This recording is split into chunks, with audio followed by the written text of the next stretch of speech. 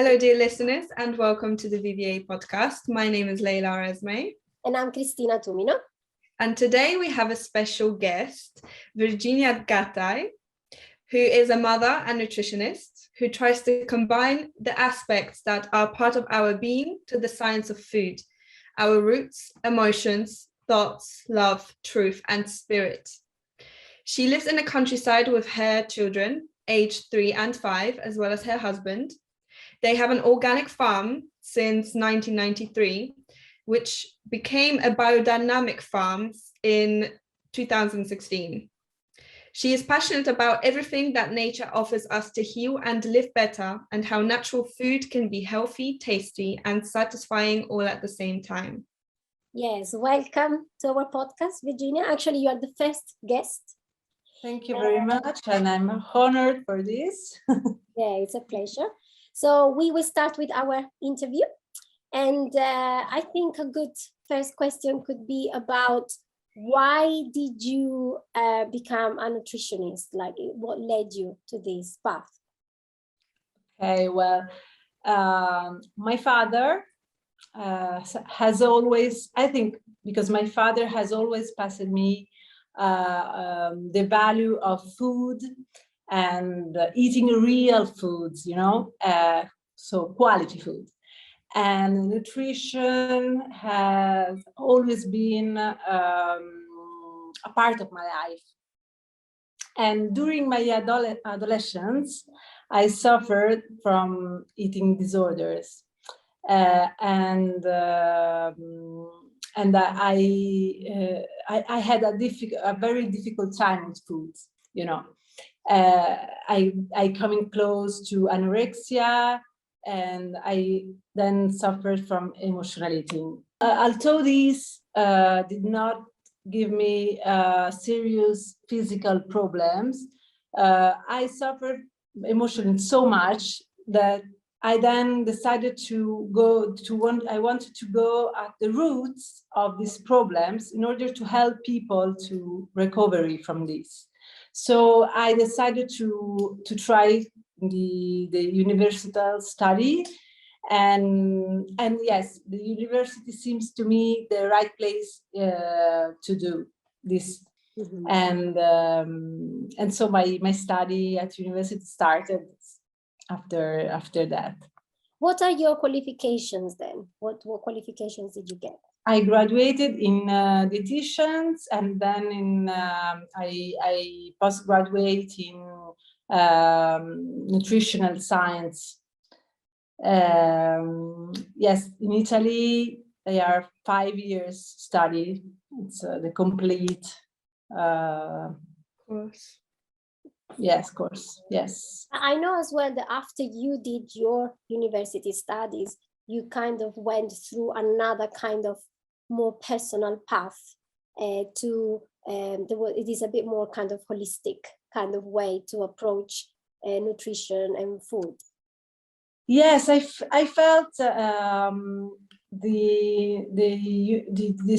university studies lack of some important elements, because people often know very well what they have to eat in order to stay healthy, but they cannot, for many reasons that are not connected to the foods itself, but to their emotional realm, their mental, their well-being,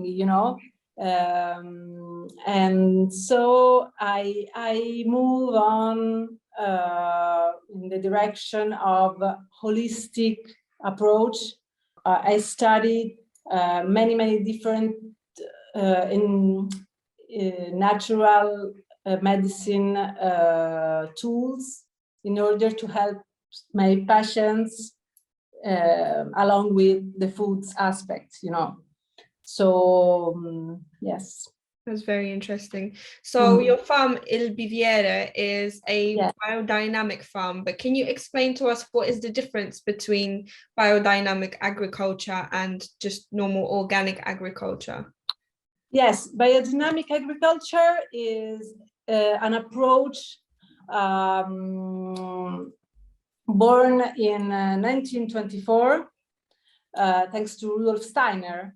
Rudolf Steiner, the father of anthroposophic medicine and Steinerian pedagogy. Mm-hmm. So in this vision, the nature, the earth, the animals and people live together in harmony and in synergy.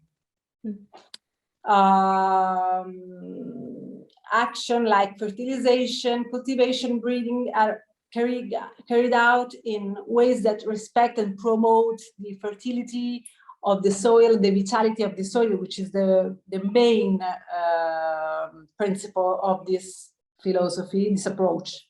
So the soil is very important. It's like our gut, you know.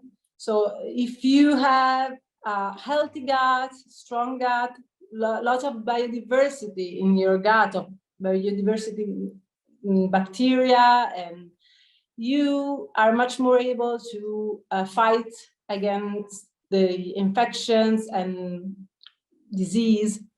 And the same as in the plants, no? So if you let the soil be fertile and rich and with a lot of different bacteria and populations of viruses and, you know, animals, you are giving to the plants much more resilience on fighting with problems and disease and stress. Stress. And it's also they have more nutrients, right? Because I know that right now many farms, because they always reuse the same soil and they never fertilize it in that natural process of, you know, animals herding in that place. So basically what happens as a result is that the plants don't have as much nutrients as they would. So many people, for example, they might eat a lot of vegetables, but they're not getting anywhere near what these vegetables should be giving them in terms of vitamins and nutrients. Perfect. So yes. I also find that if I go out of England, for example, to Poland, and I eat things from, you know, like a more natural farm, I become fuller a lot quicker. Whereas in England, you know, I can eat a lot and I'm still hungry. I'm not satiated because there's not enough nutrients. And this is it's a topic really connected even to the eating disorders, you know, because many people who suffer from eating disorders, emotional eating, they often have this kind of problem, even because they have a very bad nutritional status that impacts on their desire of foods. But I don't know if you can understand me, but often they had a poor quality because they eat a lot of sugars or processed foods and not real foods, not real nutritional foods. So no vitamins, not minerals, no healthy fats, not, and that leads to have the desire, the desire that you cannot control because it's too strong, the needs, no, which leads you to food. So and sometimes it makes you as well like dependent, like you depend on like sugars and stuff. Some foods can make you really dependent and you need, like physically need exactly. to go. Yes, I can really relate actually as well from what you were saying. When I was younger, I definitely had a eating disorder, and I was very obsessed with food. I was constantly thinking about food and trying to not eat. So I was never full. I would have a meal and I would think right away, what am I going to have next? And obviously because I was trying to eat less, And the food wasn't as nutritious as I thought it was, because I didn't have the knowledge of which foods are actually good for me. It became an obsession. It was the only thing on my mind, even to the point where going out with friends was problem, because I was thinking, what am I going to eat? And it's really crazy. It takes over. Yes, it took you, all your mind is on foods and everything. It's like a survival thing, isn't it? Because you're malnourished. So, naturally you just think of that one thing that is going to help you survive. And you know what I found interesting as well? The fact that nowadays people talk about healthy food, healthy. But I don't know if you had this experience as well, Virginia. Sometimes I speak to people and I say, what do you mean by healthy? What health? What does it mean healthy for you? And it's interesting that everybody has a different concept of health, and they kind of consider healthy like, I don't know, eating actually processed food. And they think that because you take it and make it at home, when you have already, I don't know, cut vegetables, rather than you buy yourself from a nice shop that they sell it from, like organic, and then you cut it yourself and you put it together. Maybe they buy it already cut for them and then put it in a pan, and they think that's healthy, for instance. Like, it's interesting to see that some people have different concepts of the same word healthy, and they think they eat healthy, but maybe they don't really. I don't know. What is your experience on this? Yes, often people thought that they are eating healthy, but they don't, absolutely. But I think we should simply come back to the natural foods.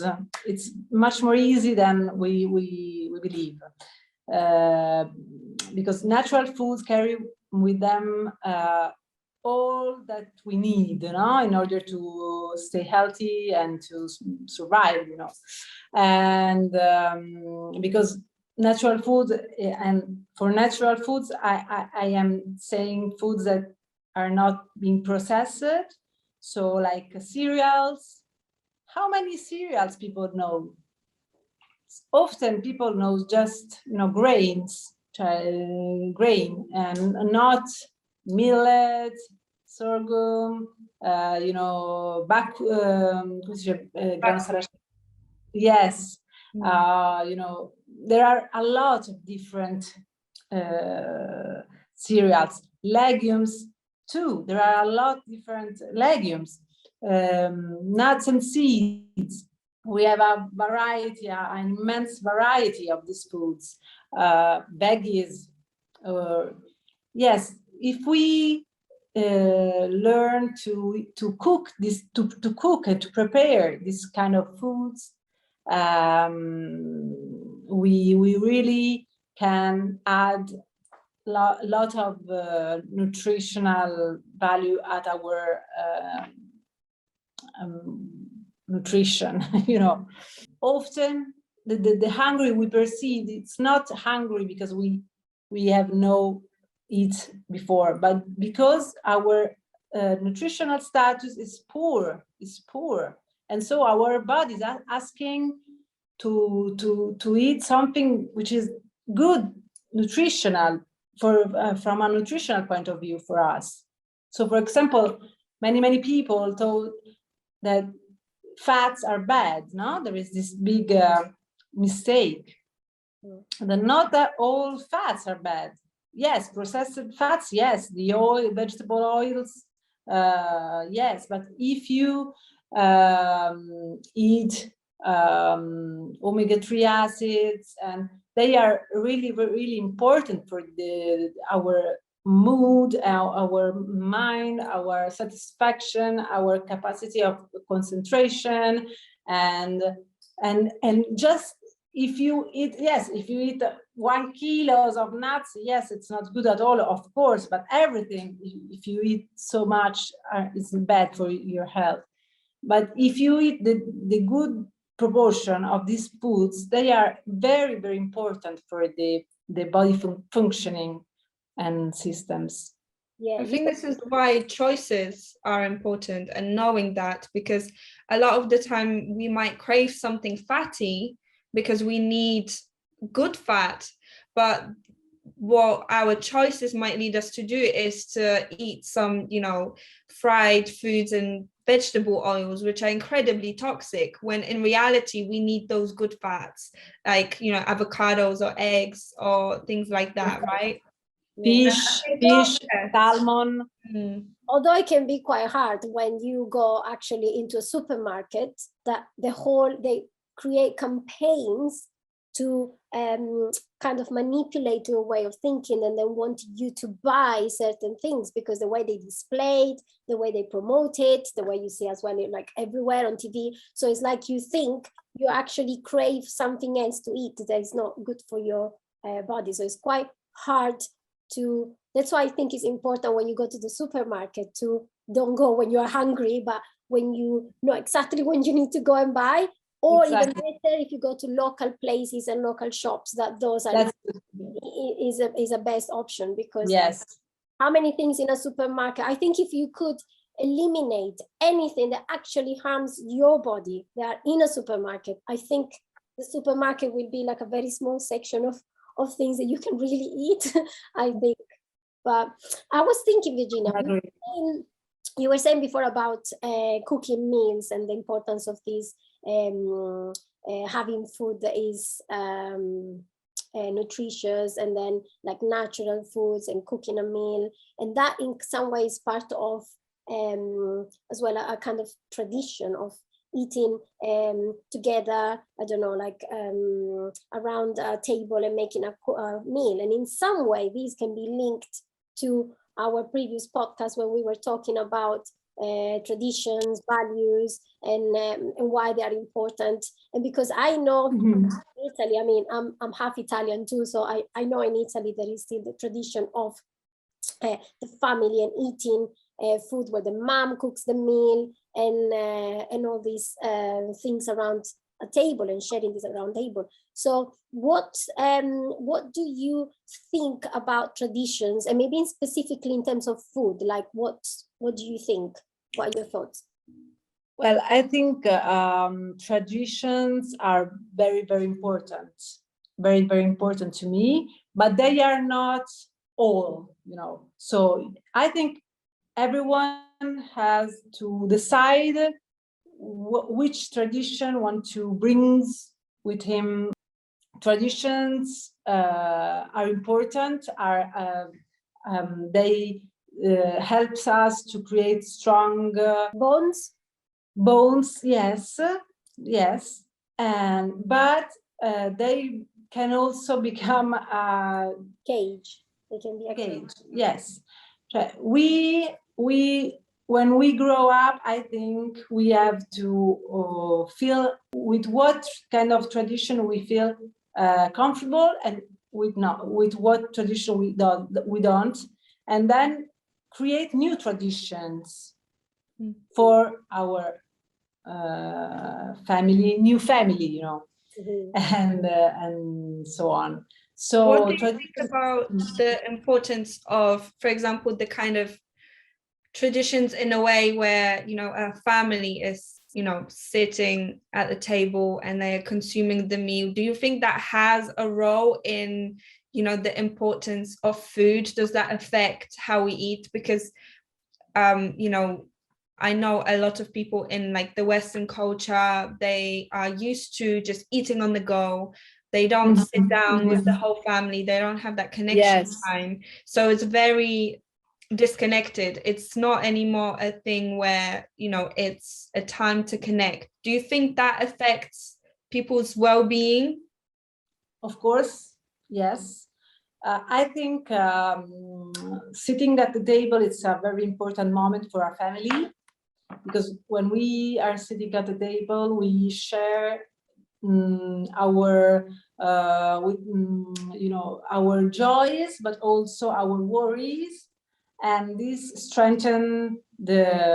helps to strengthen ties, because yes, we open ourselves with others at the table. And in Italy, food traditions are very, very strong, maybe too much, especially in the south of Italy. You may stay sitting at the table for all day long. If there is a party of something to, to make celebrations or something, you may stay, yes, for 6 hours eating, and this is not good for me. It's too much.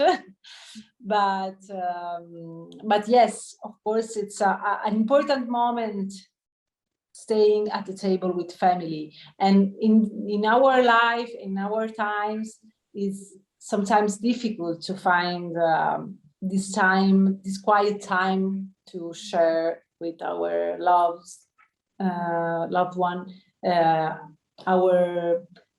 what we feel, what we and sharing our weakness, sharing our also our joys, of course.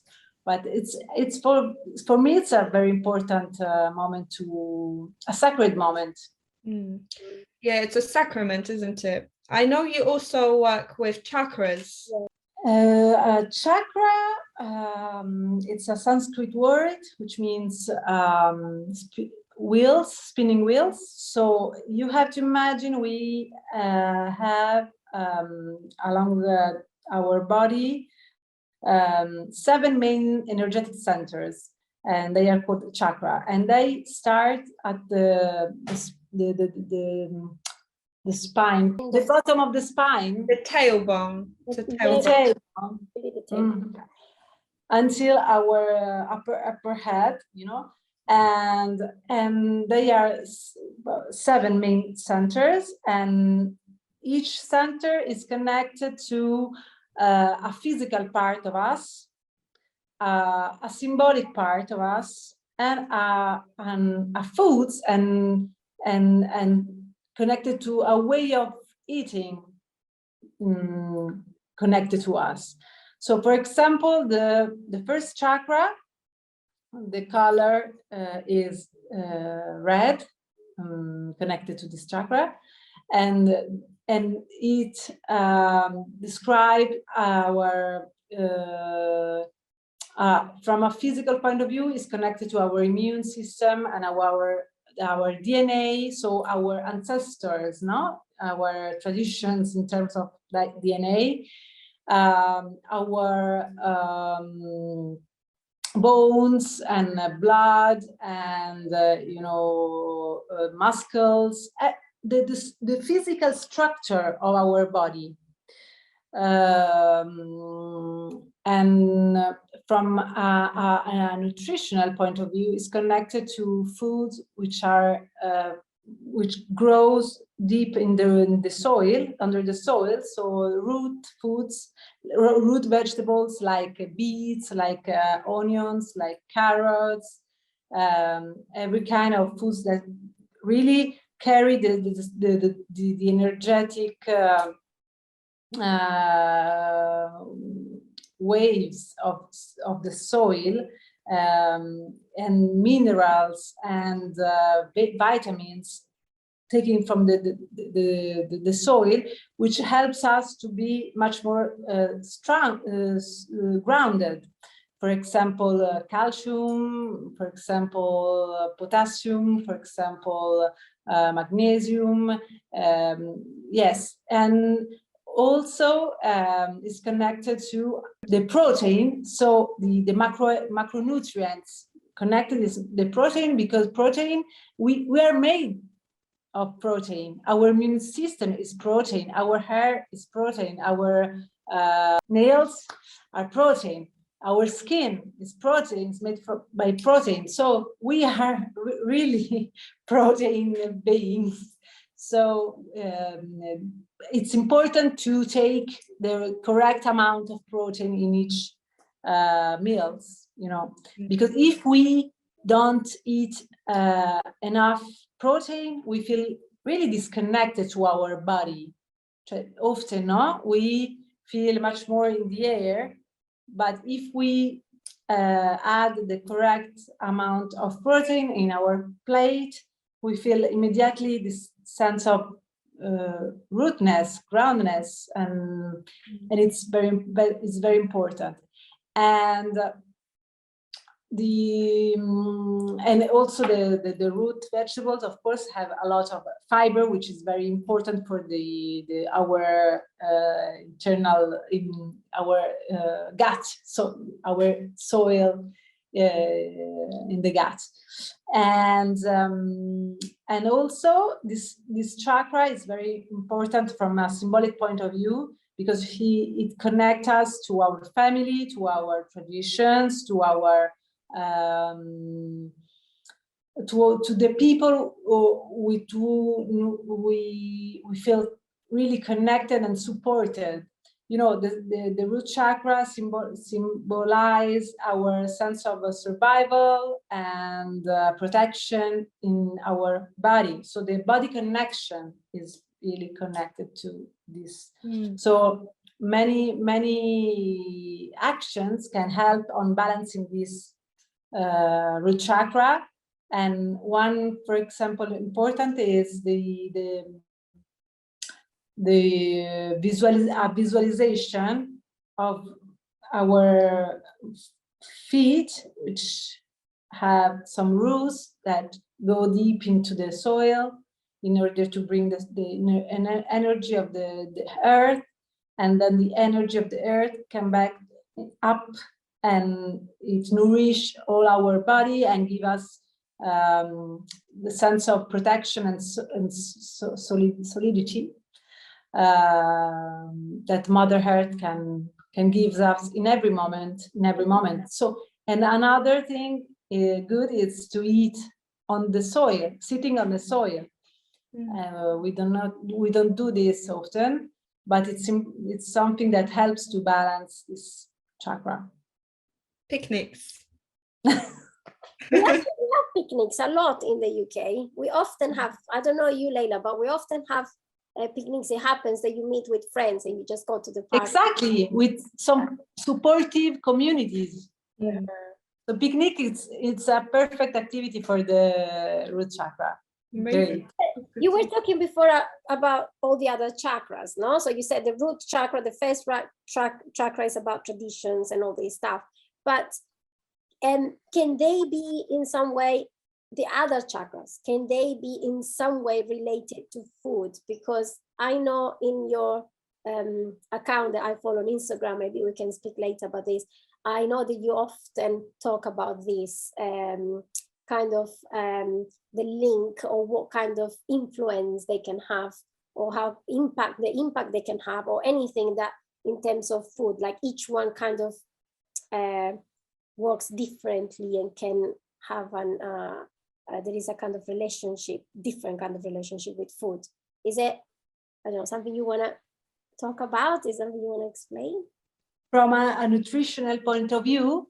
Yeah, or I don't know, in food in general. So when you are sitting all around the table with the family and eating in some, because I believe when we eat around the table, when we eat actually, we don't just eat with our mouths, we eat as well with all our senses. We eat with our eyes. That's why it's nice the way it's presented, the food. We eat with the smell, with whatever you are hearing in that moment. So if you have a nice conversation and everything is nice, you are kind of eating that with you. So your emotional state, everything is related to what you are eating in that moment. So how these chakras in some way can either support or be regulated according to the food you take. Is it? I don't know. You know better. Okay, so we can go up now along the spine, along our body. Yeah. So the second chakra is the flow, and it's the color connected to this center is the orange, and from a physical point of view, it's connected to our reproductive systems, our ovarian testes, and our low intestines, and the water elements, and from a symbolic point of view,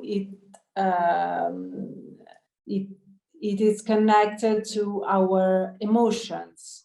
So our emotions that are very connected to our creativity. In fact, creativity activity are very good for balancing our emotions.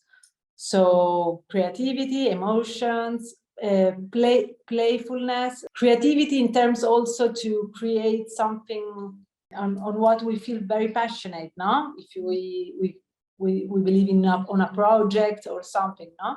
So to create something new. And what kind of foods would help the sacral chakra? Exactly. The macronutrients connected to these are fats.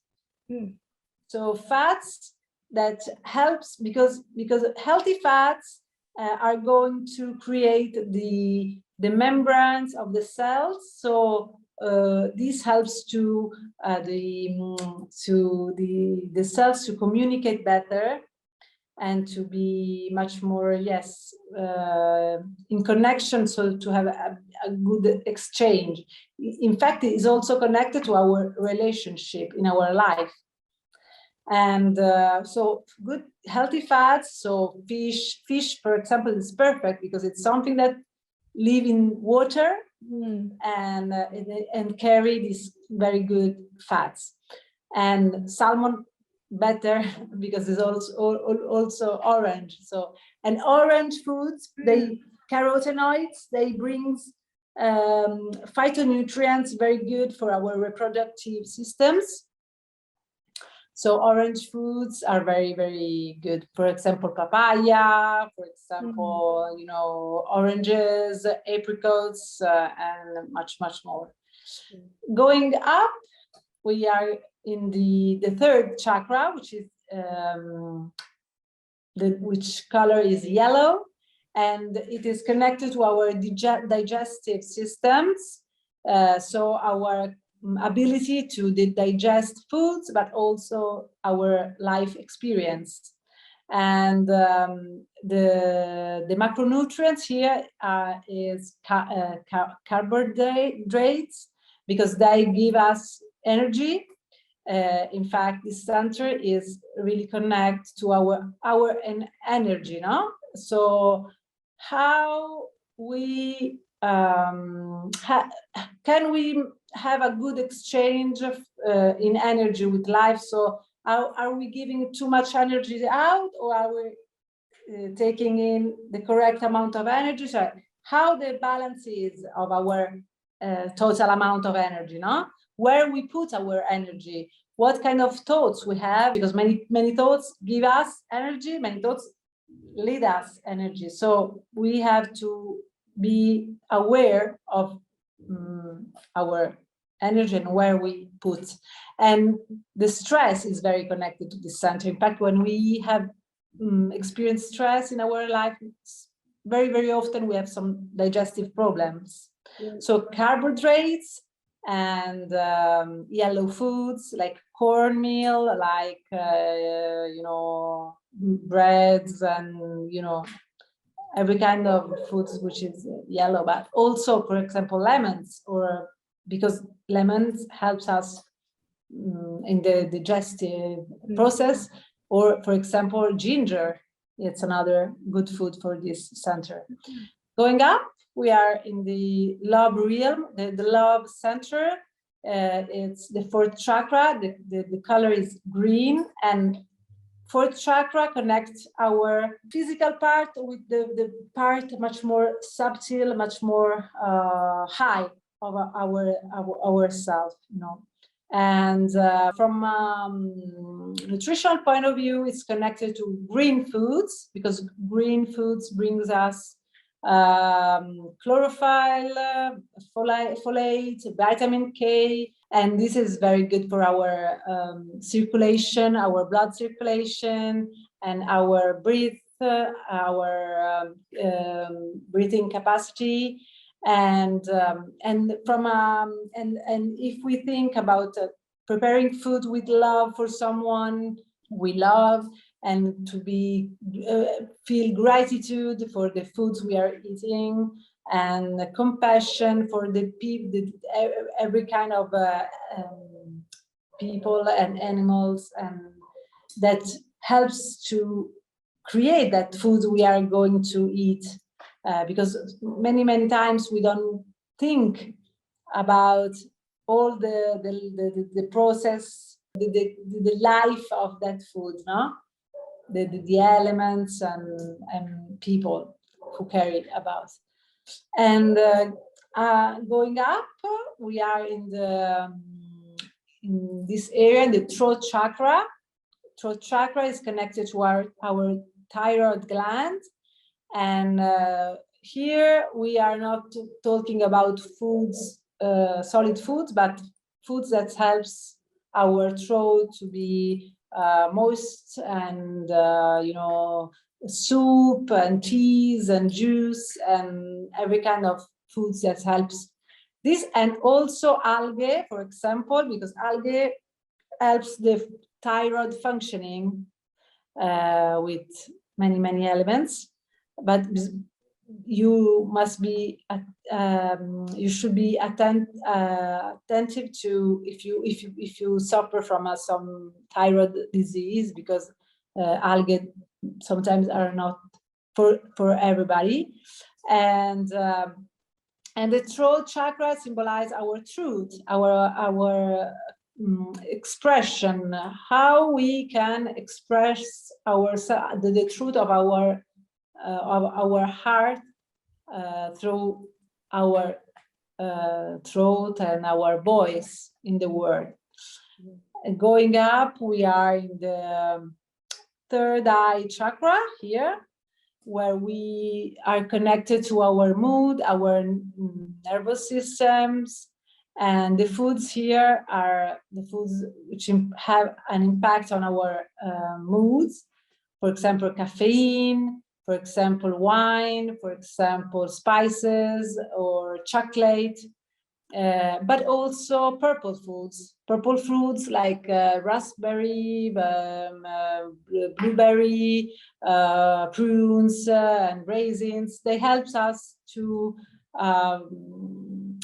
good brain functioning, and to prevent the cognitive decline, and helps our memory, prevent the brain disease, As well, aubergine. Would you consider aubergine to be a purple food, or is it what is inside that needs to be purple? No, it's good aubergine. It's good aubergine, for, of course. Yes. And the last one is the seven chakra. It's connected to the white color, but it's not a physical. It's not a physical part of us. It's our spiritual part. It's the part of us that connected us to the energy source, to what we feel, the sacred part of us. Everyone has its own feeling of this the sacred sense. Mm-hmm. And from a food point of view, it's connected to detox, to something that helps us to be detoxed. So, for example, the fasting and the intermittent fasting, it's very good. But also white foods like onions, like garlic, like coconut, like they are good for this center. And it's our it's the how we feel we are part of something bigger, no? What is our life purpose? Mm-hmm. And I think it's a way to be more linked to our real essence, like our soul, and how to connect to God, to the big source. Exactly. Mm-hmm. But not Yes. religion, Yeah, no? yeah, not in a religious way. Yeah, I agree. Not, But it can be, but it cannot be at all as well. yeah. Everyone has its own way, of perceiving. Mm. I think this is very interesting, everything we were talking about. Yeah, that was great. Yeah. So Virginia, how can people find you? Where can they find your farm, your Instagram, website, etc.? Yes, I have an Instagram account, which is Nutri te stesso, which is a nourish yourself in English. I know you told me that you took the name from Plato. No, yes, exactly. Yes, because my vision is to know yourself better through the foods, using foods as tools, no, as a tool to know better yourself. Yes, in that case, instead of knowing yourself, like exactly, in yourself, feeding exactly, exactly. Yes, and then the farm, il Biviere. And the farm and the garden, because we have also a very beautiful garden. You can find us at www.biviere.it and also on Instagram, Biviere. And can actually even come and visit because I mean I saw some of the pictures and I think it's amazing, and you can actually go and visit the gardens, and people can eat some of the food that you actually make with biodynamic yes, food and stuff. And I even know that you had a visit like long time ago about somebody very important. Yes, Queen Elizabeth came here in 1988, and because she heard about the garden, and she asked for she asked for visit the garden. My mother-in-law Miki received a call from Clarence's house one day, and she thought it was a joke, but was not a joke. And in June 21, 1988, Queen Mother Elizabeth arrived here, and she had a very beautiful visit of the garden with my mother-in-law and with some friends, and they had also a very beautiful lunch together, and it was an incredible moment. You can imagine. Yes, that's really amazing. Yes, really amazing. And the year after, it came Charles too. Oh, great. So all the family came here. I don't know why we have a strong connection with England. I had a lot of English visitors. Yesterday, I had 7 women from London. Oh, wow. That's amazing. Yes, I'm passionate about gardens, and so 2 of them were landscape designers. Okay. Great. We will put anyway all the details in the description. Yes, please. Yes. If they want to follow you or anything, if so that for people to reach out if they're interested. Yes, yes, it's a pleasure. And if you come in the period, the season, the citrus season, so since November until April, you will also can see all the packaging of the citrus, all the process from the tree to the package, no? Oh wow, that's amazing. But it's very interesting because you often don't think about the all the process that is on the back of a net with oranges, you know. That's true. So it's interesting to see. Yeah. Amazing. Okay, perfect. Thank you very much, Virginia. Thank you to you. It's a real pleasure to have you. Yes, and see you next time. Of course. I'm here. Thank you. Bye, everyone. Bye. Bye-bye.